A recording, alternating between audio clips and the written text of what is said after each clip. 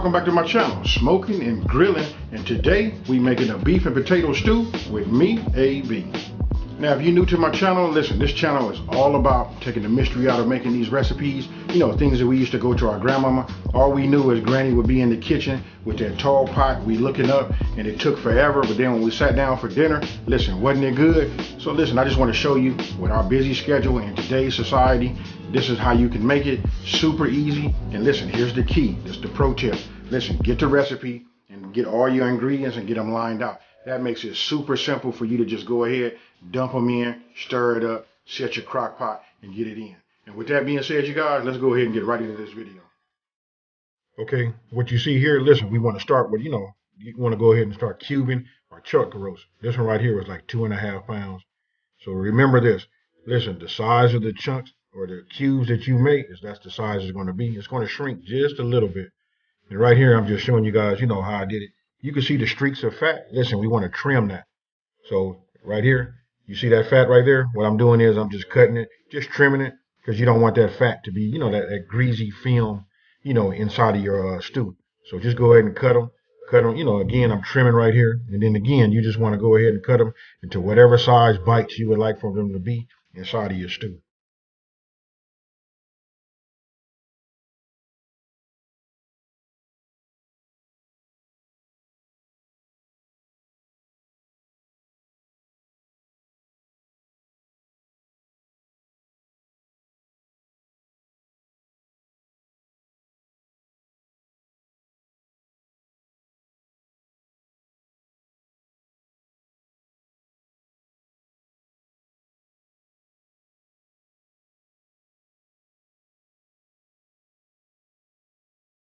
Now here, I just take the onion. I'm just going to go ahead and dice it up.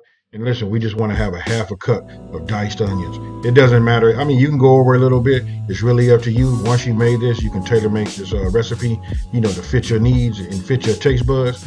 But right here, we just want to start with just a 1/2 cup of diced onions.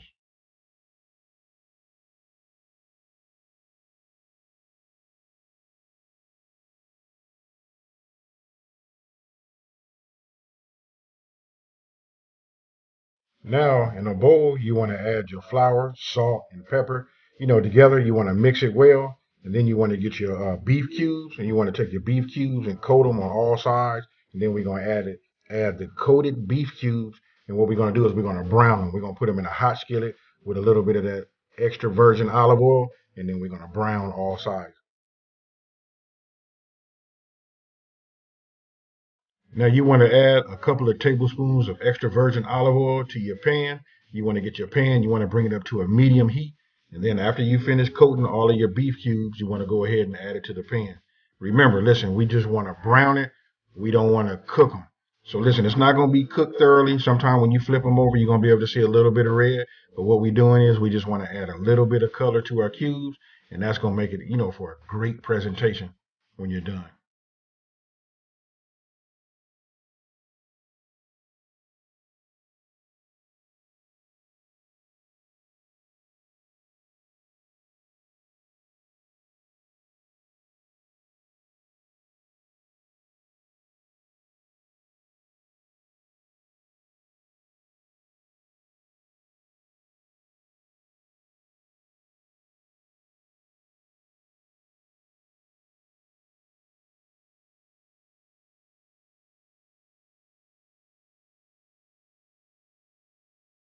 So once you're done browning all of the sides of your beef cubes, then go ahead and just dump them inside of your crock pot, including the drippings.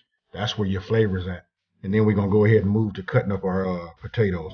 Now here, size is up to you how you want to do it. Just keep in mind, the size that you cut them, they got to go in your mouth. If you want bite size, you can cut them bite size. If you want them to be a little bit bigger, you can cut them a little bit bigger. Break them with a fork or a spoon, however you want to do it. But then once you get them cut, then you can see right here, I cut them into fours also, 1/4. So we'll just call that quarters. Then I just go ahead and start adding everything to the crock pot. So we had the beef cubes after they were browned. We came back and then we put the potatoes. We got onions. Then we got that W sauce. And then we'll just continue on. Look, this right here is a fire roasted diced tomatoes. This right here is another little, key pro tip. using fire roasted tomatoes, that's awesome. And then we come back with dried oregano, you know, and then the rest of the ingredients, you got paprika. And then listen, there's one thing you didn't see me do right here. Listen, I gotta tell you this. Okay, right here you see I'm adding the garlic. You know, that's one garlic clove. I use my spoon, you know, to break it, open it up. And what you did not see me do is I added 3 cups of beef broth. Remember, 3 cups of beef broth, and then you want to stir it and get it all mixed up. And then, you know, finally, then the last thing you do is you add, listen, you can add 1. It depends on if the bay leaf is big. It could be 1 big bay leaf, and you can see the bay leaves I had right there were kind of small, so I went ahead and used just 3. And then right here, listen, I'm setting it. We're gonna cook it on high. I cooked it on high for 5.5 hours. If you want to cook it on low, you double it. So that would have been 11 hours on low. So with that being said, you guys, that's what it looks like once it's done. That right there came out real nice. And if it comes out a little bit, you know, a little bit too much liquid, you can always add 2 tablespoons. I call this a slurry. You can mix 2 tablespoons of flour, a tablespoon of butter, you know, and a little water, and then add it to your liquid, and that will help thicken it up, and then cook it for about 15 minutes. So tell me what you guys think about that there. I want you guys to leave a comment down below and let me know. Did you know that making a beef and potato stew was really just this easy? So remember, that's what this channel is about. Just, you know what, just taking the mystery out of cooking, you know, doing our prep work first and getting everything readily available. And then from there, we go ahead and, you know, create these amazing dishes.